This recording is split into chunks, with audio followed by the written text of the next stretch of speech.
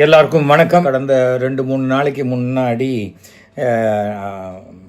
தாவேகா தலைவர் நடிகர் விஜய் அவர்களுடைய மனைவி சங்கீதா விஜய் கிட்டே ஒரு டைவர்ஸ் வேணும்னு சொல்லி செங்கல்பட்டு கோர்ட்டில் ஒரு பெட்டிஷன் கொடுத்துருக்காங்க போல இருக்குது.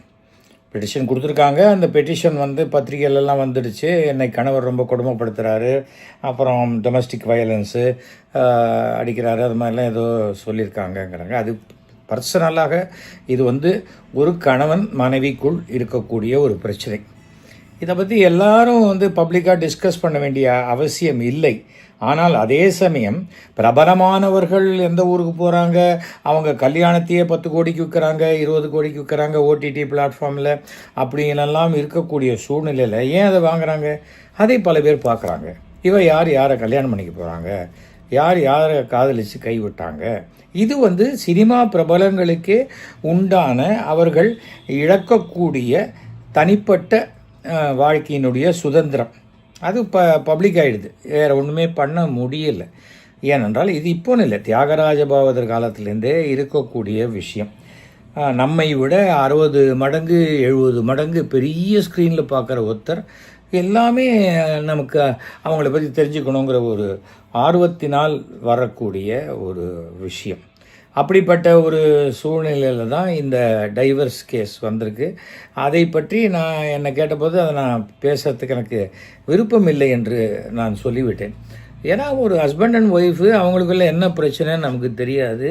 அவங்க டைவர்ஸை பற்றி அவங்க 2 பேர் தான் டிஸ்கஸ் பண்ணணுமே தவிர அதை பற்றி 3வது ஒரு நபர் டிஸ்கஸ் பண்ணுறது நியாயமான விஷயம் கிடையாது. ஆனால் அதே சமயம் அவர்களை சேர்த்து வைக்கணும்னு நினைக்கும்போது சங்கீதாவுடைய அப்பா அம்மாவும் விஜயுடைய அப்பா அம்மாவும் அவங்களுக்கு அட்வைஸ் பண்ணி, வேணாம்ப்பா, என்னது வயசு வந்த பையன் இருக்கான், பொண்ணு இருக்கான், இந்த மாதிரி சமயத்தில் டைவர்ஸ் பண்ணால் பசங்களுடைய எதிர்காலம் என்ன ஆகும் யோசிச்சு பாருங்கள். இது விஜய்க்குன்னு இல்லை, யாராக இருந்தாலுமே டைவர்ஸ் பண்ணக்கூடிய யாராக இருந்தாலும் அந்த குடும்பத்தில் இருக்கிறவங்க ஒரு நல்ல எண்ணத்தில் சொல்லக்கூடிய ஒரு விஷயந்தான். அதையும் தாண்டி நாங்கள் இப்படி தான் மியூச்சுவலாக போகிறோம், நாங்கள் 2 பேருமே மியூச்சுவலாக போகிறோம், விட்டுருங்க அப்படின்னு சொல்லிட்டா 2 ஃபேமிலி வேறு என்ன பண்ண போகிறாங்க? யாரும் ஒன்றும் குழந்தை கிடையாது. கணவனுக்கு 50 வயசாகுது, மனைவிக்கு 40 வயசாகுது. அப்படிங்கும்போது யார் என்ன சொல்ல முடியும்? இதில் ஒன்றுமே சொல்ல முடியாது. ஆனால் அதை எடுத்து பேசுகிறாங்க, இதை அரசியலாக்கி பேசுகிறாங்க. அரசியலாக்கி பேசும்பொழுது மேக்சிமம் என்ன சொல்லலாம்? தமிழ்நாட்டில் இருக்கிற எல்லா குடும்பமும் என் குடும்பம், எல்லாரையும் நான் வாழ வைப்பேன், எல்லாரையும் நான் பார்த்துக்கிறேன் அப்படின்னு சொல்லக்கூடிய அரசியல் தலைவர் தன்னுடைய குடும்பத்தையே காப்பாற்ற முடியாமல் மனைவி விவாகரத்து கேட்குறாங்க. நீ உன் குடும்பத்தையே காப்பாற்ற முடியல, அதுக்கே யோகிதை இல்லை, நீ போய் என்ன மற்றவங்க குடும்பத்தையும் தமிழ்நாட்டு குடும்பத்தையும் காப்பாற்ற போகிற அப்படின்னு தான் பேசுவாங்க. 1000 சொன்னாலும் அது சங்கீதா போனால் போட்டோம், அண்ணனுக்கு புது அண்ணி கிடைப்பாங்க, நான் இருக்கேன், நான் கல்யாணம் பண்ணிப்பேன் அப்படின்னு பைத்தியம் மாதிரி எவ்வளவோ அறிவில்லாதவர்கள் உளரலாம். ஆச்சா, அதை உடனே அதுக்காக விஜய் நீ வரையாமாலாம் கேட்க போகிறது கிடையாது. சும்மா தேவையில்லாமல் விஜய் மேலே சாணி எடுத்து அடிக்கிறது அவசியம் இல்லை. ஆனால் விஜய்க்கு மெச்சூரிட்டி இல்லாத ஒரு காரணத்தினால, தன்னுடைய வாழ்க்கையை சரியாக அமைத்து கொள்ளாத காரணத்தினால அவர் தன்னை அனைத்து குடும்பத்திலும் இருக்கக்கூடிய ஒரு நபராகவும், அனைத்து குடும்பத்துக்கும் தானே எல்லாத்தையும் செய்கிறேன்னு சொல்ல ஒரு நபராகவும், குடும்பத்தில் இருக்கிறவங்க டிகிரி படிக்கணும்னு ஆசைப்படுறாரு. அவரே டிகிரி படிக்கலையாமே. அவங்க அப்பா ஏதோ இன்டர்வியூவில் சொல்லியிருக்காரு, ஃபஸ்ட் இயர்லேயே டிஸ்கண்டினியூ பண்ணிட்டாரு அப்படின்னு. அப்போ என்ன மாதிரி இருக்காதீங்க.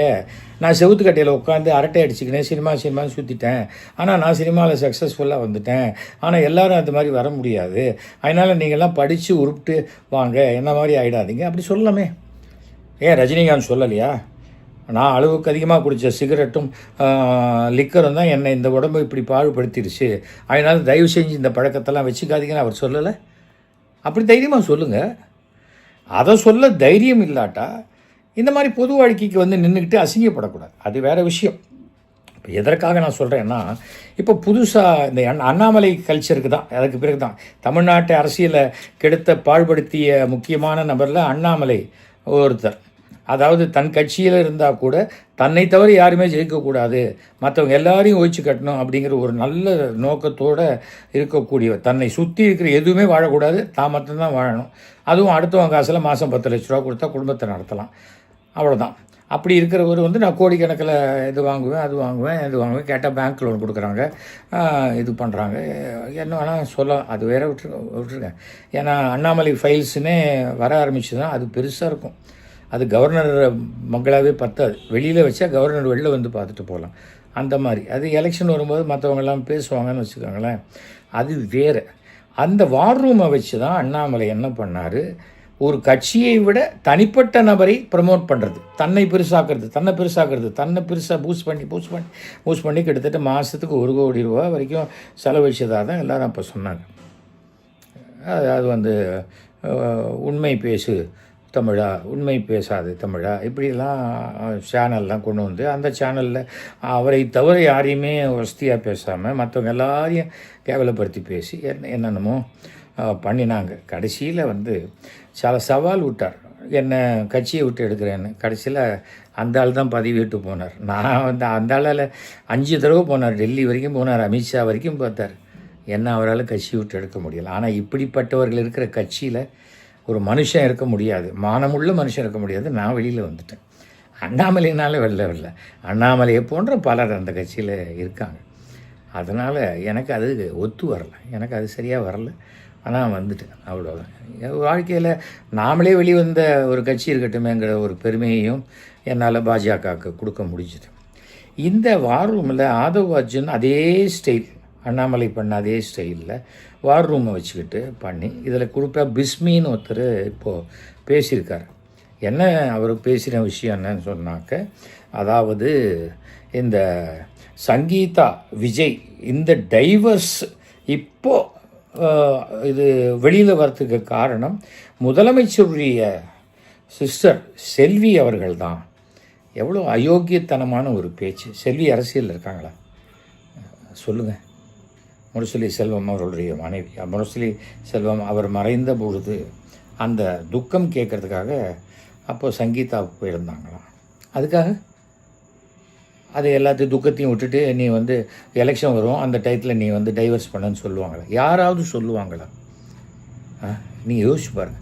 அது எப்படி அரசியலில் இல்லாத ஒருத்தரை டீஃபேம் பண்ணுறதுங்கிறது.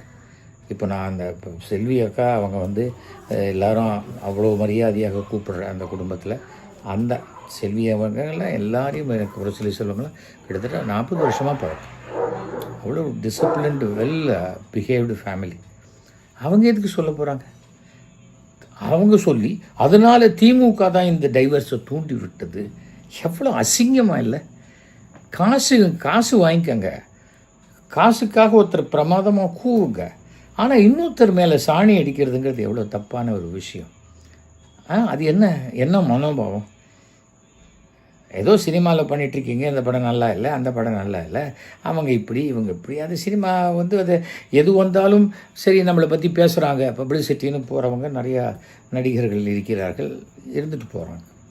இப்போ த்ரிஷாங்கிற பேரை சொன்னதே தவறுங்கிறது தான் என்னுடைய கருத்து.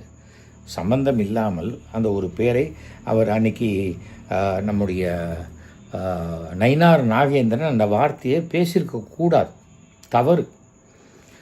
யாரோ ஏங்க ஒரு சினிமா நடிகையும் ஸ்க்ரீனில் இன்னும் நெருக்கமாக வரணுங்க, இன்னும் நெருக்கங்க, கொடுத்த காசுக்கு என்னங்க நெருங்கவே மாட்டேன்றீங்க. அப்படியெல்லாம் பேசக்கூடிய ரசிகர்கள் அவர்கள் தனிப்பட்ட முறையில் இருந்துட்டால் ஏன் பதறாங்க? அதை பற்றி கவலைப்படி அந்த குடும்பமும் இந்த குடும்பமும் தானே.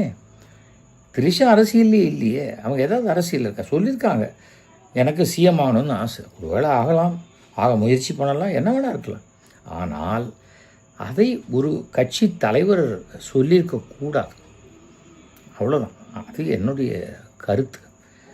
நீங்கள் யாரை பற்றி, விஜயை பற்றி பேசணுமா, விஜயை பற்றி மட்டும் பேசுங்க. ஆதவர்ஜனாவை பற்றி பேசுங்க, புசி ஆனந்தை பற்றி பேசுங்க, புதுசாக சேர்ந்த செங்கோட்டையவனை பற்றி பேசுங்க. பட் சம்பந்தம் இல்லாதவர்களை பற்றி பேசக்கூடாது. தவறான ஒரு விஷயம். யாருமே பதில் சொல்ல மாட்டாங்க அப்படிங்கிறதுனால என்ன வேணால் பேசலாமா? என்கிட்ட ஆதாரம் இருக்குது. ஆதாரம் என்ன ஆதாரம்? ஒரு ஆணும் ஒரு பெண்ணும் அவர்கள் சம்மதத்தின் பெயரில் ஒரு விஷயத்தை செய்தால் அதை 3வது மனுஷங்க கோர்ட்டே தடுக்க முடியாது பாஸ். இப்போது அந்த மாதிரி ஒரு நட்பு இருப்பதாக சங்கீதா கருதுவதானால் அது சங்கீதாவுக்கு மட்டும்தான் அந்த உரிமை இருக்கிறது. என் கணவர் ஒரு தவறான தொடர்பு வைத்திருக்கிறார், என்னை கவனிக்கலை, எனக்கு செலவுக்கு உண்டான பணத்தை கொடுக்கல, அந்த வீட்டுக்குள்ளே என்னை அனுமதிக்கலை, அவங்க என்ன வேணால் சொல்லலாம். ஆனால் 3வது நபர் சொல்லவே முடியாது. அப்படிப்பட்ட சூழ்நிலையில் ஒரு கேவலமான ஒரு விஷயத்தை எடுத்துக்கொண்டு இந்த பிஸ்மி பேசினது ரொம்ப சட்டத்துக்கு புறம்பான ஒரு விஷயம், சட்ட நடவடிக்கை எடுப்பதற்குண்டான ஒரு விஷயம். என்ன வேணால் பேசிட முடியுமா சொல்லுங்கள்? எல்லாருக்கும் ரூல் ஒன்று தானே. அது எப்படிங்க, அது தப்பு இல்லையா? ஒரு பிஸ்மியோடலாம் நான் வயசில் ரொம்ப பெரியவன். அது அந்த ஒரு காரணத்துக்காக நான் சொல்கிறேன். நீங்கள் அரசியல்லையே இல்லையா பிஸ்மி? நீங்கள் ஏதோ சினிமா பார்க்குறீங்க, அதை பற்றி எழுதுறீங்க, அப்புறம் அந்த வர காசில் டூருக்கு போகிறீங்க, அங்கே போகிறீங்க, ஏதோ ஜாலியாக இருக்கீங்க, வேறு விஷயம் இல்லையா? உங்கள் டைவர்ஸை பற்றி யாராவது என்றைக்காவது பேசியிருக்காங்களா? யாரும் பேசலைல்ல. அப்போது தப்பு இல்லையா? ஏன்னா சிலதெல்லாம் கொஞ்சம் ஒரு சின்ன பணம் சம்பாதிக்கலாங்க. பணம் பீயில் கிடந்தால் கூட எடுத்து அலம்பி வச்சுக்கலாம். அது ஒன்றும் அதே வேல்யூ தானே. அது பீயில் கிடக்குங்கிறதுனால வேல்யூ குறைய போகுதா அப்படின்னு நினைக்கலாம் சில பேர். ஐயா அது எதுக்கு நமக்கு, அது நம்ம காசே இல்லையே அப்படின்னு நினைக்கிறவர்களும் இருக்காங்க. ஏழையாக இருக்காங்க. அந்த மாதிரி ஏழையாக நேர்மையாக இருக்கிறவங்க தான் 45 பவுன் நகை கீழே கிடந்தால் கூட கொண்டு போய் திருப்பி கொடுக்குறாங்க. நீங்கள் அந்தளவுக்கு உயர்ந்தவர்களாக இருக்க வேண்டாம். ஆனால் வெறும் காசுக்காகவே, எவனோத்தம் கொடுக்குற காசுக்காக யாரோ ஒருத்தர் ஃபேமிலியை அரசியலில் லிங்க் பண்ணி பேசுகிறீங்களே. அரசியல் எவ்வளோ ஆழமானது உங்களுக்கு தெரியுமா? அந்த அரசியலுடைய பாதிப்பு உங்களுக்கு வர ஆரம்பிச்சதுன்னா நீங்கள் அதுலேருந்து வெளில வர முடியுமா? யோசிச்சு பாருங்கள். யாரும் எந்த சமயத்துலையும் எல்லோரும் வந்து காப்பாற்றிட மாட்டாங்க. உங்களை விஜய் வந்து காப்பாற்றுவார் நினைக்கிறீங்களா? சொல்லுங்கள். விஜய் இன்னும் பதில் சொல்லியே. அப்படி சொல்லணுன்னா விஜய் கோர்ட்டில் சொல்ல போகிறார். ஏங்க திமுக தூண்டி விட்டு பண்ணணும்னு சொன்னால் எதுக்காக டைவர்ஸ் போக சொல்லணும்? டைவர்ஸே போகாமல் அந்த கம்ப்ளைண்ட்டை பாக்கியே நேராக கமிஷனர் ஆஃபீஸில் கொண்டு கொடுத்துருந்தாக்க விஜயை சம்மன் பண்ணி பெண் போலீஸ் வீட்டுக்கு அங்கே வந்து கூப்பிட்டு போயிருப்பாங்க தெரியுமா? டொமஸ்டிக் வயலன்ஸில் அரெஸ்ட் பண்ணுற கேஸு 41 பேர் இறந்ததற்கே கரூரில் அப்படியே அந்த அம்மாவாக இருந்தால் அப்படியே தூக்கி உள்ளே வச்சுருப்பாங்க, நசுக்கியிருப்பாங்க, பிதுக்கி இருப்பாங்க அப்படின்லாம் ஜனங்க பேசினதெல்லாம் நீங்கள் கேட்டீங்கல்ல. ஆனால் ஸ்டாலின் அவர்கள் முதலமைச்சர் எவ்வளோ பெருந்தன்மையாக, அதெல்லாம் அரசியலில் யாரும் வேணும்ட்டா இது மாதிரி பண்ணுவாங்கன்ட்டு அவ்வளோ பெருந்தன்மையாக போனால் என்னுடைய நண்பர் என்னை பற்றி பேசுகிறாரு அப்படின்னு குழந்தைத்தனமாக பேசுகிறார். இவர் தான் தப்பே இல்லையா? எதுக்கு சிபிஐயில் 10 மணி நேரம் உட்காந்து வச்சு கேள்வி கேட்டாங்க, அப்புறம் 7 மணி நேரம் உட்காந்து வச்சு கேள்வி கேட்டாங்க விஜயை? தப்பே இல்லைன்னா தப்பு இல்லாதவங்கள சரி சார் ஓகே உங்களுக்கு கரெக்டாக இருக்குது சொல்லலாம்ல. எதுக்கு அத்தனை ட்ரோன் பறந்தது? யார் விட்டது ட்ரோனு? போலீஸாக விட்டாங்க. யோசிச்சு பார்க்கணும்ல. விஜய் தாமதமாக வந்ததனால் ஏற்பட்ட தள்ளுமுள்ளு நெரிசலினால் ஏற்பட்ட சம்பவம் இல்லையா? அதை வந்து விஜய் அதை அந்த அந்த ஒரு கில்ட்டி கான்ஷியஸ் கூட அவருக்கு இல்லாத ஒரு காரணத்தினால அது மரத்து போன மனதா என்னன்னு தெரியல. அது அவர் அப்படி இருக்கலாம். நான் ஒரு சர்வாதிகாரியாக வருவேன், எத்தனை பேர் தலைவனா சீவுவேன்னு ஒருத்தர் நினைத்தால் அவருடைய மனோபாவம் வேறு. எல்லாருக்கும் பிடித்த தலைவனாக நான் வருவேன், எல்லாருக்கும் பிடிச்ச மாதிரி நான் இருப்பேன் அப்படின்னு நினைக்கிற ஒரு தலைவர். அந்த மாதிரி இருக்கிற தலைவராகத்தான் இன்றைக்கு திரு ஸ்டாலின் அவர்கள் முதலமைச்சராக இருந்து கொண்டிருக்கும் காரணத்தினால தான் அந்த கரூர் சம்பவத்தில் விஜயை அரெஸ்ட் பண்ணாமல் தமிழக அரசு விட்டுது. பெருந்தன்மையாக ஒருத்தர் இருக்கிற காரணத்தினால அதை நீங்கள் பலகீனம் நினச்சி அவங்க வீட்டு குடும்ப பெண்களெல்லாம் பேசுகிறது ரொம்ப அயோக்கியத்தனம். பிஸ்மி தயவு செஞ்சு பண்ணாதீங்க. பணம் வேணும்னா சொல்லுங்கள். பணத்துக்கு பணம் எங்கேருந்து வேணால் கிடைக்கும் பிஸ்மி. பணம் ஒரு பெரிய விஷயமா? பணம் வர வழியெல்லாம் உங்களுக்கு தெரியாதா? நீங்கள் 3 பேர் ஆரம்பிச்சிங்க ஒரு யூடியூப் சேனல், இன்றைக்கி அது சக்ஸஸ்ஃபுல்லாக போயிட்டுருக்குல்ல, அதில் வர பணம் பத்தாதா? எதுக்காக அரசியலை நீங்கள் ஏன் பேசுகிறீங்க? அரசியலை யாரும் பேசக்கூடாதுன்னு சொல்கிறதுக்கு யாருக்கும் ரைட்ஸ் கிடையாது. ஆனால் அரசியலில் தவறாக பேசி சம்பாதிக்கிறது நியாயமான ஒரு விஷயமே கிடையாது. அதை நல்லா தெரிஞ்சுக்கங்க. எனக்கு நான் இதை வந்து ஒரு சகோதரியை போன்று நான் செல்வியை கருதுவதனால நான் அவங்க சார்பாக பேசுகிறேன். நாளைக்கு செல்வி ஒரு கம்ப்ளைண்ட் கொடுத்தாங்கன்னா அதுக்கு நீங்கள் தான் ஃபேஸ் பண்ண போகிறீங்க, நாங்கள்லாம் இல்லை. ஆனால் திமுக என்பது 7வது முறையாக ஜெயித்து 2வது முறையாக மாண்புமிகு தமிழக முதல்வர் மு.க. ஸ்டாலின் தமிழகத்தில் 2026 மேலே ஃபுல் மெஜாரிட்டியோட ஆட்சி அமைப்பார். புரியுதா? நீங்கள் என்ன கதருங்க, என்ன வேணால் பண்ணுங்கள். வாட்ஸ்அப்பு, இந்த மீடியா, அங்கே இது எக்ஸு, இது எங்கே வேணால் பேசுங்க. உங்களுக்கு சவுத் ஆஃப்ரிக்காலேருந்து, அமெரிக்காலேருந்து, ஈரான், ஈராக்கு, எல்லா ஊர்லேருந்தும் உங்களுக்கு ஆதரவு வரலாம். ஆனால் இங்கே யார் ஓட்டு போட போகிறாங்க, இங்கே யார் பூத்துக்கு வர போகிறாங்க அப்படிங்கிறது ஒன்று இருக்குது. அவ்வளோ அரசியல் உங்களுக்கு தெரிஞ்சிருமா மிஸ்பி? நீங்கள் ஒரு கவுன்சிலராக கூட இல்லையே. இல்லை, நான் கவுன்சிலர்கிட்ட பேசக்கூடாதா? பேசலாம், நீங்கள் பேசுங்க.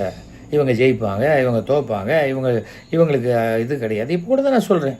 இந்த கிரீஷ் சோடங்கிற யாரோ ஒருத்தர், அவர் வந்து 25-35 சீட்டுக்கு குறைச்சலாக கொடுத்தா அதை ஏற்றுக்கொள்ளக்கூடிய மனோபாவம் இல்லை. யார்கிட்ட சொல்கிறாரு? ப்ரெஸ்ஸுக்கிட்ட போய் சொல்கிறாரு. உடனே ப்ரெஸ்ஸு பேசி சீட்டு வாங்கி கொடுக்குமா? அதை தீர்மானிக்க வேண்டியது யார்? முதலமைச்சர் ஸ்டாலின். இன்றைக்கி ஹவுஸ்ஃபுல்லாக ரொம்ப வழியுது டிஎம்கே கூட்டணி. அவர் இதே மாதிரி அவரும் பிஜேபிக்கும் பெரிய வித்தியாசம் இல்லை.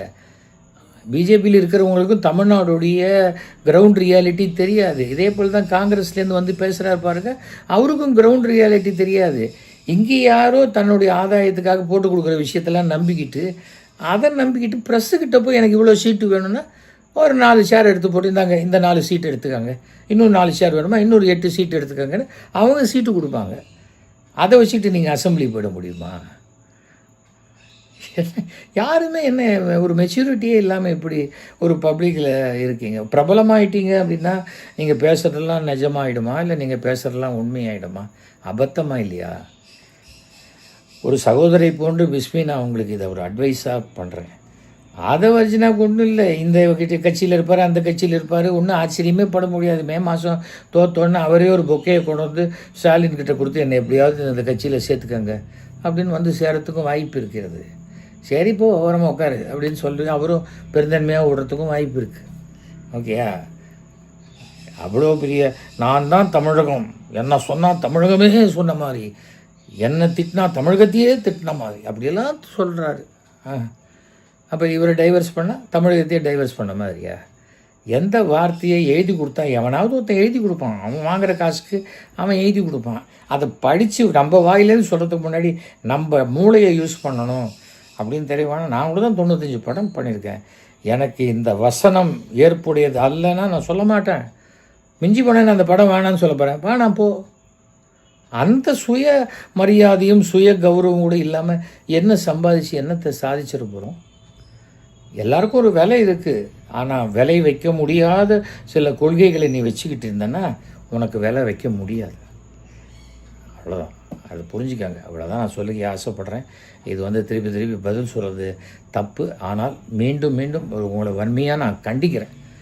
முதலமைச்சர் நீங்கள் திமுகன்னு சொல்லுங்கள். திமுக முதலமைச்சருடைய சகோதரி அவங்க கார்டு வச்சுருக்காங்களா? DMK card. அவங்க இப்போ டிஎம்கேல நிர்வாகியாக இருக்காங்களா, அதிகாரத்தில் இருக்காங்களா? அவங்க டெய்லி பேட்டி கொடுக்குறாங்க. அவங்கள பற்றி ஏன் பேசுகிறீங்க? தப்பு செய்யாதீங்க. இதுக்கு மேலே எனக்கு ஒன்றும் சொல்ல தெரியல. ஏன்னா உங்களெல்லாம் பார்த்தா சில சமயம் பரிதாபமாக இருக்குது. ஒரு காசுக்காக என்ன வேணால் பண்ணலாம் அப்படின்னா அது சரியா இல்லை. இன்றைக்கி குஷ்பு பேசுகிறாங்க ஒரு மீட்டிங்கில். அவங்க ஒரு கட்சியில் இருந்தாங்க, அந்த கட்சி ஸ்டாண்ட் எடுத்து இன்னொரு கட்சியை திட்டினாங்க. வேறு கட்சிக்கு போனாங்க, அந்த கட்சி ஸ்டாண்ட் எடுத்து இன்னொரு கட்சி திட்டுறாங்க. அது கட்சியுடைய ஸ்டாண்டு. ஆனால் எந்த சமயத்திலையும் அந்த தரம் தாழ்ந்து பேசினவங்க கிடையாது. அட்லீஸ்ட் வாங்க, தைரியமாக வாங்க. உங்களுக்கு அரசியல் பண்ணணும்னு ஆசையாக ஒரு கட்சியில் சேருங்க, ஒரு பதவியை வாங்கிக்கங்க, அப்போ பேசுங்க. அப்போ கூட தரம் தாழ்ந்து பேசணுன்னு அவசியமே கிடையாது. அதுக்காக தான் நான் அதை சொல்லணும்னு ஆசைப்பட்றேன். எனக்கு தெரிந்த வரைக்கும் விஜய் சங்கீதா அவங்க அந்த டைவர்ஸ் இல்லாமல் வாழ்க்கையை குடும்பத்துக்கு பார்த்துக்கிட்டு தொடர்ந்து வாழ்ந்தால் ரொம்ப சந்தோஷம். வாழ்க்கையில் வந்து வெற்றிகரமான காதல் திருமணங்கிறது எப்படின்னா, நாங்கள் காதலித்தோம், 5 வருஷம் காதலித்தோம், ராப்பகலாக காதலித்தோம், அதுக்கப்புறம் கல்யாணம் பண்ணிக்கிட்டு எத்தனையோ எதிர்ப்பையும் மீறி இன்றைக்கி 50வது வருஷம் எங்கள் திருமண நாளை கொண்டாடுறோம், எங்கள் பேரம்பேத்திகளோடு கொண்டாடுறோம் சொல்கிறான் பாருங்கள். அவங்க தான் உண்மையான கணவன் மனைவிகள். அவ்வளோதான். எல்லாருக்கும் ப்ளஸ் மைனஸ் இருக்கும், அதை பொறுத்துக்கிட்டு போகிறது தான் கணவன் மனைவி. ஆனால் அந்த கணவன் மனைவிக்குள்ளே நடுவில் உள்ளே பூந்து அதை கெடுத்து சரியான விஷயம் கிடையாதுங்க, தப்பு பண்ணாதீங்க. அது கணவன் மனைவிக்குள்ளே இருக்கக்கூடிய விஷயம் பர்சனல். கோர்ட்டுக்கு வரும்போது அது எப்படி பர்சனல்னு கேட்கலாம், கோர்ட்டுக்கு வந்துடுச்சு. ஆனால் அதையே எடுத்து பேசிக்கிட்டு இருந்தால் அது சரியாக இருக்காது. ஏன்னா அது வந்து ஒரு மன வேதனையில் இதுக்கு மேலே டாலரேட் பண்ண முடியாதுங்கிற கண்டிஷனில் தானே அந்த பொண்ணு கோர்ட்டுக்கு வராங்க. அப்போது நீங்கள் வந்து திருப்பி விஜயை பற்றி பேசும்போது இன்னொரு ஏதோ கட்சியில் இவங்கெல்லாம் பேசுகிறாங்க. என்ன சங்கீதா போனால் போட்டோம், யாரை போட்டோன்னு சொல்கிறது என்னங்க அது சரியான ஒரு விஷயம் இல்லை. எங்கே வேணால் இருங்க, நீங்கள் என்ன வேணால் பேசுங்க, எத்திக்ஸ் இல்லாத பேசாதீங்க. நமக்குன்னு ஒரு சின்ன அந்த எத்திக்ஸ் இருக்கணும். அந்த எத்திக்ஸ்ங்கிறது என்னங்கிறத டிக்ஷனரியெல்லாம் பார்த்து தெரிஞ்சுக்கங்க, அவ்வளோதான். சில சமயம் நீங்கள் கேட்குற சில விஷயங்கள் நீ மட்டும் ஒழுங்கான்னு கேட்கலாம். நான் ஏதாவது தவறு செய்திருந்தால் உடனடியாக மன்னிப்பு கேட்பேன், நான் வருத்தம் தெரிவிக்க மாட்டேன். என்னை மன்னிச்சிருங்க, இது தெரியாமல் செய்த தவறு அப்படின்னு மன்னிப்பு கேட்கக்கூடிய தைரியம் உண்டு. நான் சோவுடைய சிஷ்யன், ஓகேயா? மன்னிப்பு கேட்குறதுக்கு கூட ஒரு தைரியம் வேணும், புரிஞ்சுதா? அது வேறு, விட்டுருங்க. சட்ட ரீதியாக அணுகணுமா, சட்ட ரீதியாக நான் சுப்ரீம் கோர்ட் வரைக்கும் போய் எனக்கு உண்டான நியாயத்துக்காக நான் போராடுவேன். ஆனால் அதுக்கு நடுவில் யாருக்காவது மனசு புண்பட்டிருந்தால் மன்னிப்பு கேட்க நான் தயங்க மாட்டேன், கூச்சப்பட மாட்டேன். ஏன்னா மன்னிப்பு கேட்குறதுங்கிறது அதுவும் பெரிய மனசும் ஏதாவது இருந்தால் தான் முடியும். தப்பு பண்ணிட்டோன்னு நினைக்கிறாங்க, என்ன மன்னிச்சிருங்க, என்ன இருக்குது, நம்ம குள்ளமாயிடுவோமா, சின்னதாகிடுவோமா? அதெல்லாம் ஒன்றுமே கிடையாது. வாழ்க்கைங்கிறது ரொம்ப பெரிய விஷயம். அதில் ஏன் வெற்றி பெறுறாங்க, ஏன் தோல்வி அடைகிறாங்கன்னா இந்த மாதிரி ஈகோ ப்ராப்ளத்தினால தான் தோல்வி அடைகிறாங்க. அதை வரைச்செல்லாம் அவருக்கெல்லாம் நான் அட்வைஸ் பண்ண மாட்டேன், அவரெல்லாம் பெரிய ஆள். அவங்க எல்லாருமே இந்த மே மாதம் சுயநினைவுக்கு வந்துடுவாங்க. அது வரைக்கும் நம்ம ஒன்றும் சொல்ல மாட்டேன். அது வரைக்கும் அவங்களே விசில் அடித்து அவங்களே காதை பொத்திக்கிட்டு சந்தோஷமாக இருக்கட்டும். நன்றி, வணக்கம்.